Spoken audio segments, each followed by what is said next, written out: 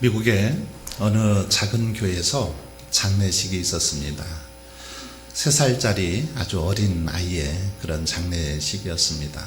이 어린 아이는 배가 고파서 이렇게 굶어 죽은 그런 아이였습니다. 그런데 이 불쌍한 어린아이의 장례식에 남란 옷을 입고 눈이 충혈된 채 술 냄새를 불불 풍기며 찾아온 알코올 중독자가 있었습니다. 이 사람은 목사님이 기도를 할 때 몰래 이 어린아이의 시신에서 이렇게 신발을 벗겨서 가지고 도망을 쳤습니다. 그리고는 이 신발을 팔아서 술을 이렇게 사 먹었습니다. 바로 이 사람, 바로 어린아이의 아버지였습니다.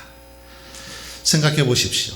3살짜리 자기 딸이 죽어서 장례를 치르고 있는데 그 어린아이의 신발, 마지막 그 신발을 벗겨서 술을 먹는 이 아버지, 과연 아버지라고 말할 수 있겠습니까? 짐승만도 못하죠. 어찌 사람이라고 말할 수 있겠습니까? 파렴치하고 어쩌면 쓰레기 같은 그런 인간에 불과합니다.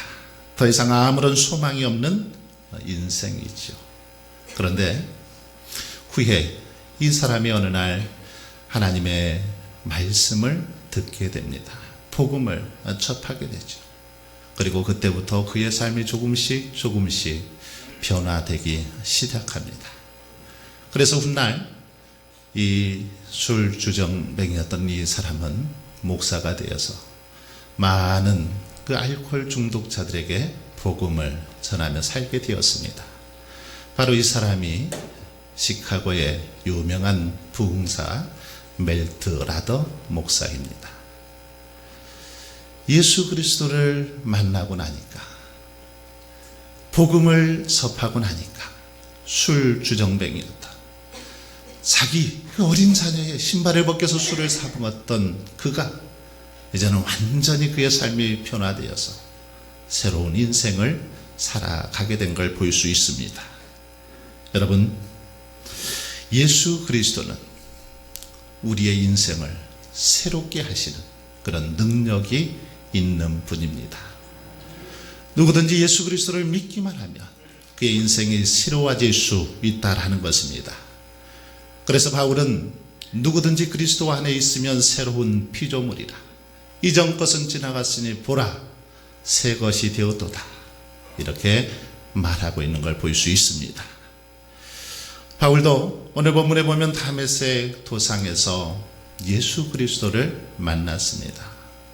예수 그리스도를 만남으로 그의 인생이 바뀌게 된 것을 볼 수 있습니다. 예수 믿는 자들을 핍박했던 그가, 믿는 자들을 잡아서 이렇게 온갖 박해를 다 했던 그가 이제는 예수를 믿으라고 복음을 전하는 자로 그렇게 그의 인생이 바뀌었음을 볼 수 있습니다. 그러나 오늘 본문에 보면 바울이 이렇게 변화되었지만, 자신의 삶이 이렇게 놀랍도록 변화되었지만, 그럼에도 불구하고 바울은 결코 자랑하거나 교만하지 않았습니다. 여전히 자신은 부족하고 여전히 자신은 새로워져야 되고 변화되어져야 된다라고 고백하고 있는 걸 볼 수 있습니다. 12절에 보십시오. 내가 이미 얻었다 함도 아니요 온전히 이루었다 함도 아니라. 바울은 예수 그리스도를 만남으로 그의 삶이 변화되었지만 그럼에도 불구하고 내가 이미 얻었다 함도 아니요 온전히 이루었다 함도 아니라 이렇게 고백하면서 여전히 새로워져야 되고 여전히 변화되어져야 할 그런 자신의 모습을 고백하고 있습니다. 무슨 말입니까? 아직은 미완성이라는 것입니다. 즉 바울은 자신의 구원이 아직 완성되지 못했다라는 것입니다. 그래서 그리스도 예수께 잡힌 바 된 그것을 잡으려고 달려간다, 이렇게 고백하고 있습니다. 자신이 그리스도 안에서 거듭났지만 여전히 계속해서 배우고 닮아가야 될 그런 존재라는 것입니다. 특별히 12절에서 그리스도 예수께 잡힌 바 된 이 말은 바울이 다메섹 도상에서 부활하신 그리스도와 만났던 일을 말합니다. 다메섹 도상에서 예수님께서 바울아 바울아 사울아 사울아 왜 나를 핍박하느냐 하면서 만나 주셨던 그 일을 말하고 있습니다. 예수 그리스도를 다메섹 도상에서 만남으로 그는 회심을 하게 되죠. 그런데 그의 회심은 믿음의 경주에 있어서 끝이 아니라 시작일 뿐이었습니다. 따라서 완전한 구원에 이르기 위해서는 믿음의 경주를 계속해야 된다라는 그런 고백으로 그것을 잡으려고 달려간다. 내가 다메섹 도상에서 잡힌 바 된 그것을 잡으려고 계속해서 달려가노라, 이렇게 고백하고 있습니다. 여기서 달려가노라, 이 말은 추적한다라는 그런 의미가 있습니다. 어떤 그 사냥이나 또는 달리기 경주에서 목표물을 찾기 위해서 추적하는 것처럼 결승점에 도달하기 위해서 그렇게 달려가는 것처럼 그런 모습을 보여주는 그런 단어입니다. 우리는 이 말씀을 통해서 자만하지 않고 그리스도를 배우고 닮아가기 위해서 계속해서 달려가는 바울의 모습을 볼 수 있습니다. 여러분, 이처럼 바울은 우리들에게 그리스도를 배우고 닮아가야 할 그런 의무와 목적이 있음을 우리에게 잘 가르쳐 줍니다. 바울의 모습을 통해서 저와 여러분들도 이 땅에서 살아가는 동안 계속해서 달려가야 하고 계속해서 변화된 삶을 살기 위해서 노력해야 됨을 가르쳐 주고 있다라는 것입니다. 그렇습니다. 우리들은 그리스도의 장성한 믿음의 분량에 이르도록 계속해서 쉼없이 끊임없이 달리고 또 달려야 하는 것입니다. 왜 그렇습니까? 우리들은 믿음으로 구원은 받았지만 완전한 구원에 이른 것은 아니기 때문이라는 것이죠. 이미 예수 그리스도를 믿음으로 구원은 받았지만 온전한 상태, 완전한 상태에 이르지 못했기 때문이라는 겁니다.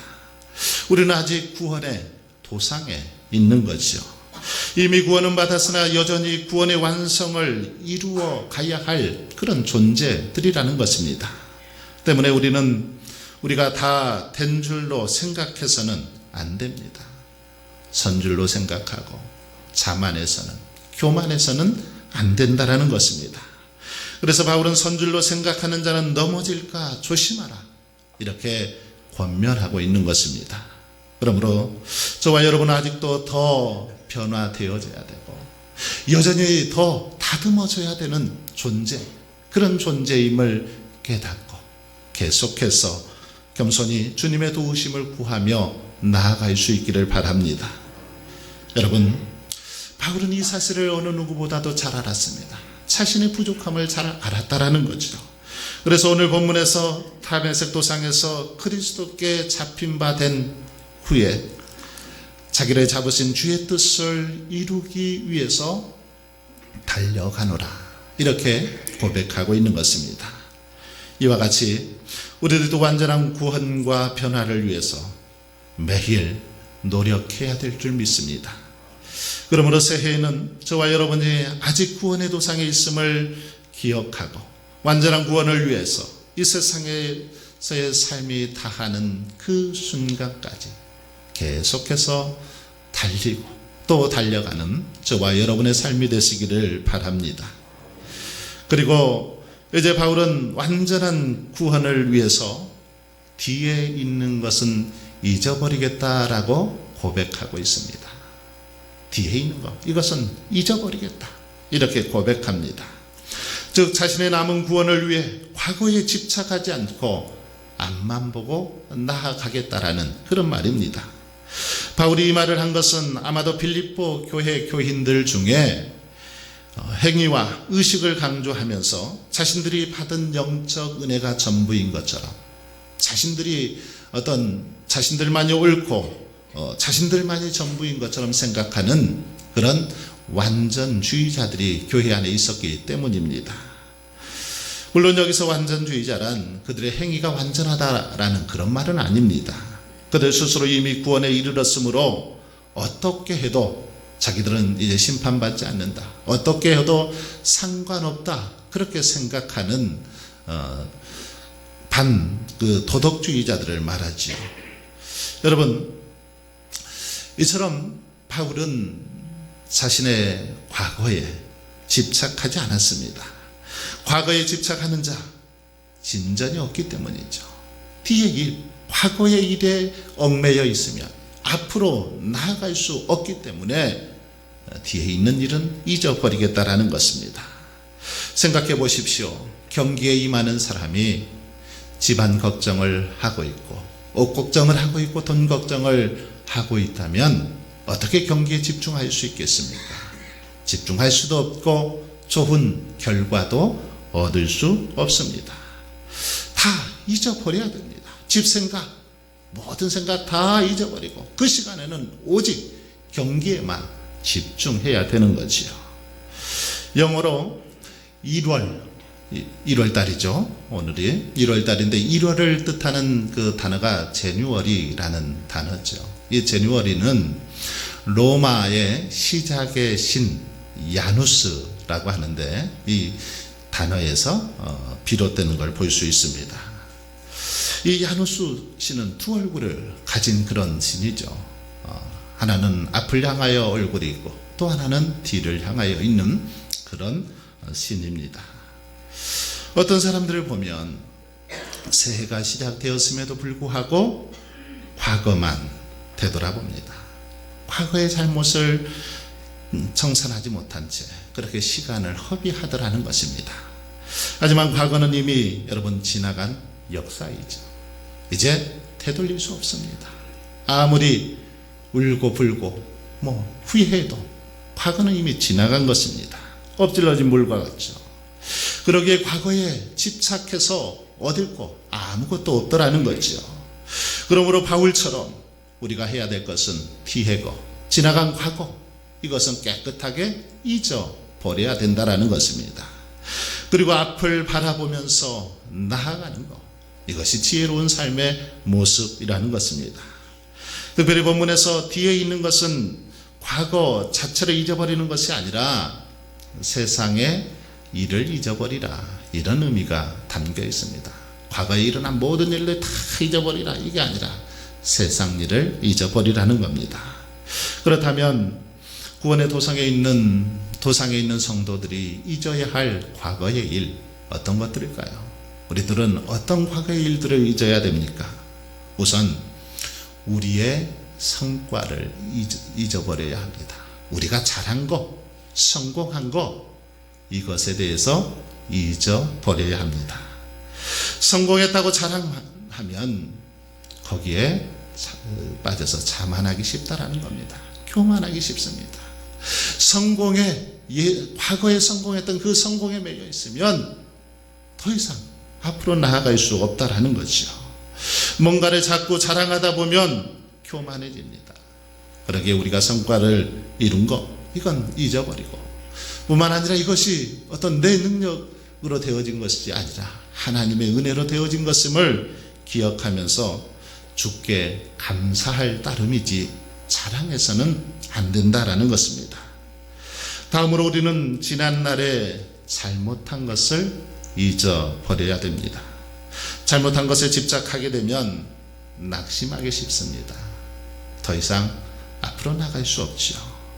바울 사도도 전에는 교회를 핍박하고 성도들을 핍박하는 그런 자였죠. 만일 바울이 그 일을 잊지 못했다라면 그는 아마 위대한 사도가 될 수 없었을 것입니다. 과거에 자신이 저질렀던 악행들, 그것만 생각하고 거기에 파묻혀 있었다라면 결코 하나님께서 맡겨주신 그 귀한 사명들을 감당할 수 없었을 것입니다. 여러분, 사람은 누구나 실수할 수 있습니다. 잘못할 수 있고 허물이 있습니다. 그러나 우리가 잘못했어도 하나님 앞에 온전히 회개하면 하나님은 우리를 깨끗하게 용서해 주시는 분입니다. 그러기에 과거의 잘못에 대해서 더 이상 기억하지 않아야 된다는 겁니다.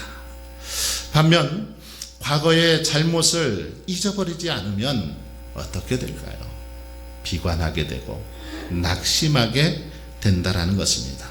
결국 그것 때문에 넘어지고 마는 걸 볼 수 있습니다. 여러분, 우리가 구원의 도상에서 뒤를 돌아보면 구원의 완성을 할 수 없습니다. 롯의 아내는 소돔과 고모라 성을 돌아보았기 때문에 결국 소금 기둥이 되고 말았습니다. 출애굽 1세대들은 여전히 애굽 땅을 그렇게 돌아보다가 결국 광야에서 진멸하고 만 것을 볼 수 있습니다. 그래서 우리 주님은 손에 쟁기를 잡고 뒤를 돌아보는 사람들, 그들은 합당하지 않다라고 말씀하셨습니다. 사랑하는 성도 여러분, 한 번 흘러간 물 결코 다시 되돌릴 수 없습니다. 그러므로 잘했든 잘못했든 과거는 잊어버리고 지금 바로 이 순간, 바로 이 순간에 우리가 집중하고 바로 이 시간에 더 주님을 사랑하고 내 이웃을 내 몸처럼 사랑하며 섬기는 삶을 살아야 될 줄 믿습니다. 나의 나됨은 오늘에 있는 것이지 여러분 지난 과거에 있는 것이 아니라는 겁니다. 그래서 에스겔 18장 22절에 보면 그런 말씀이 있습니다. 그 범죄한 것이 하나도 기억함이 되지 아니하리니. 그렇습니다. 하나님께서는 우리들의 지난날의 죄, 이것을 기억하지 않는다라고 말씀하십니다. 우리의 죄에 대해서 더 이상 묻지 않으시고 기억하지 않으시겠다라고 말씀하고 있습니다. 하나님께서 기억하시지 않는 과거, 내가 왜 기억합니까? 하나님께서 용서해 주셨는데 왜 용서하지 못하느냐는 것입니다. 그러므로 남을 용서할 때도 깨끗하게 잊어버려야 됩니다. 만날 때마다 옛날 일을 생각하면 그건 용서가 아닌 것입니다.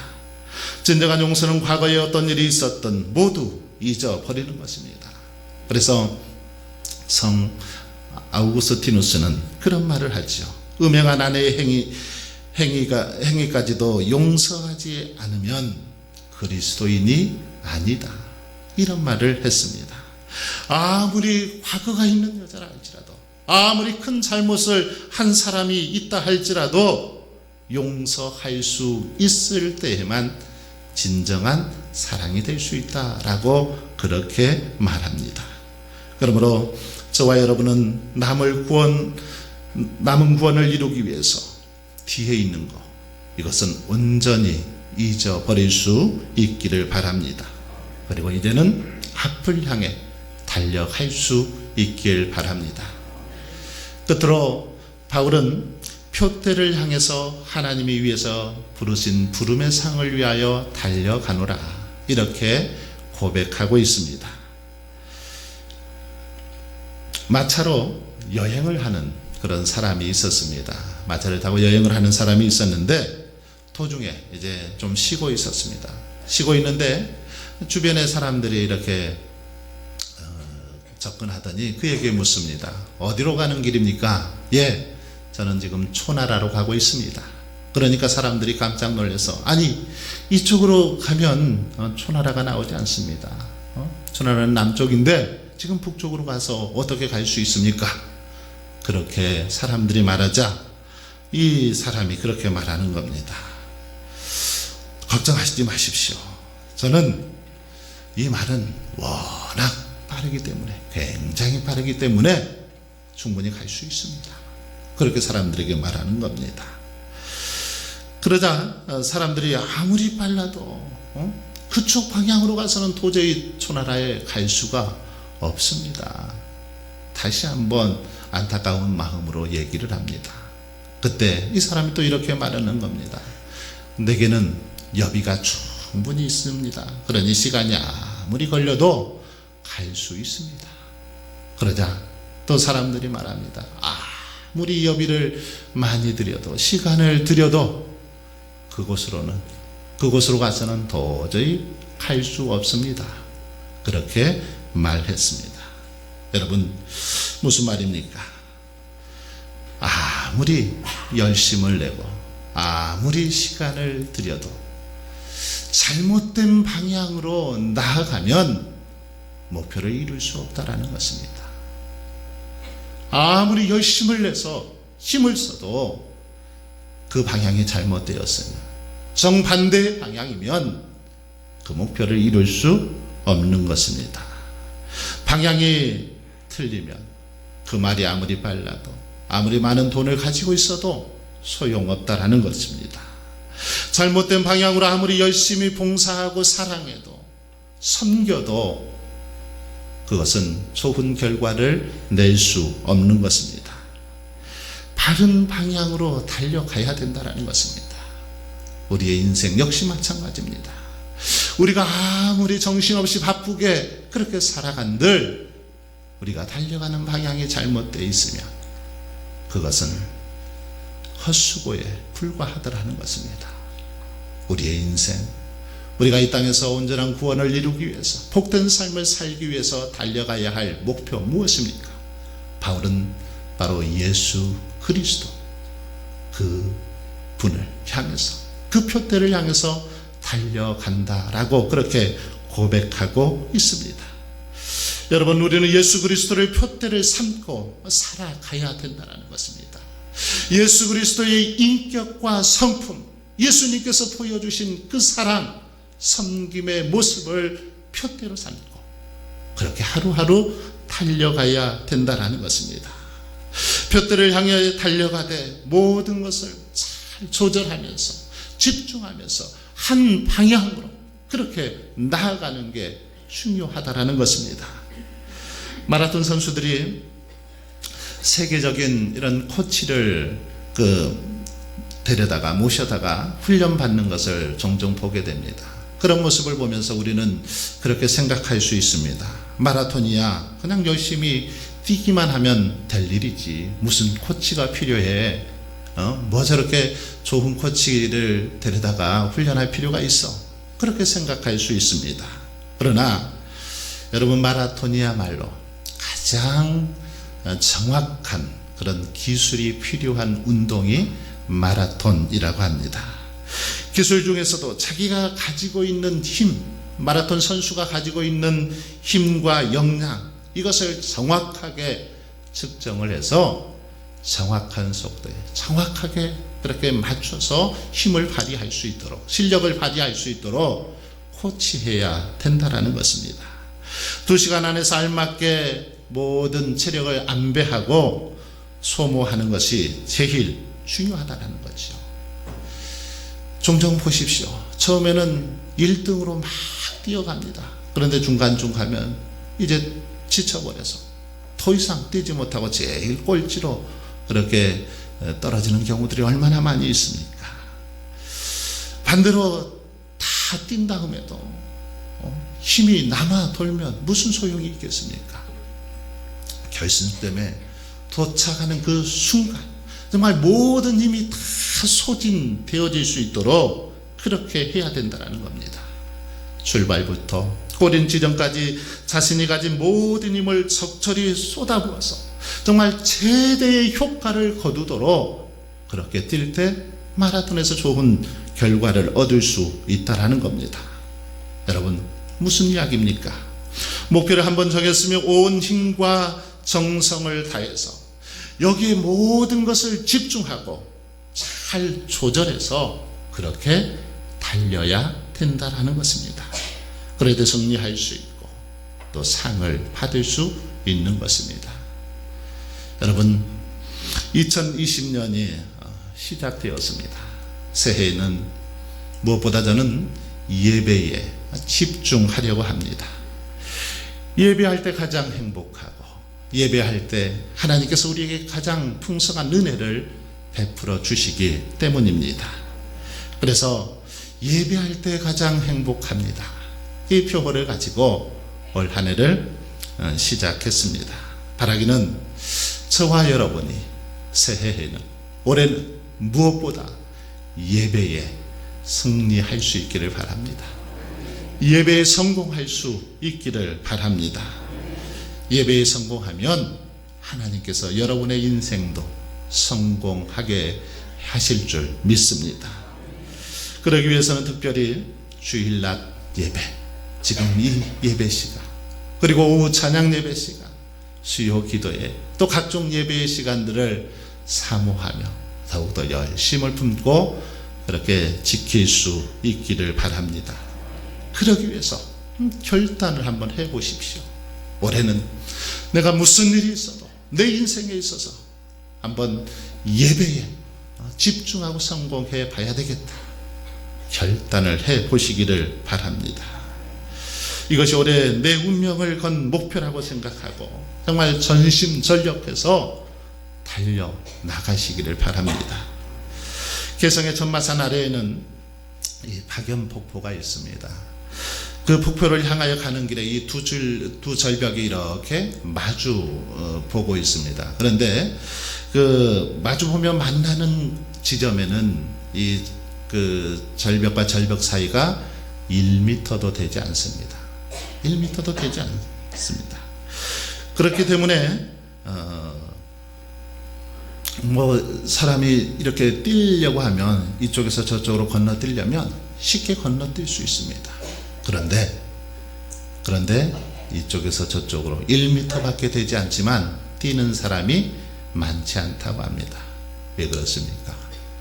만약 조금이라도 실수하거나 잘못하면 밑에 벼랑으로 떨어지기 때문에, 절벽 아래로 떨어지면 그만 죽기 때문에 결단하지 않고는 1m밖에 안 되지만 잘 뛸 수 없다라는 것입니다.